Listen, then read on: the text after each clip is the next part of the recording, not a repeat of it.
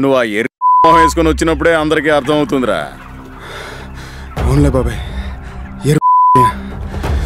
నిజంగానే బాబాయ్.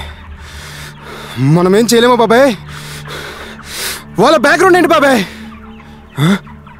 బ్యాక్గ్రౌండ్ ఏంటేంట్రా, ఏమీ లేకపోవడమే వాళ్ళ బ్యాక్గ్రౌండ్.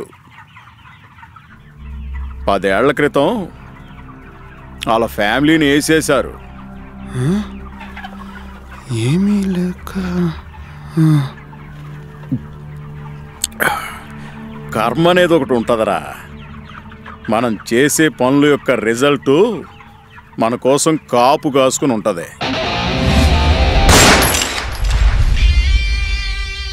టైం దొరకగానే తాట తీసేస్తుంది.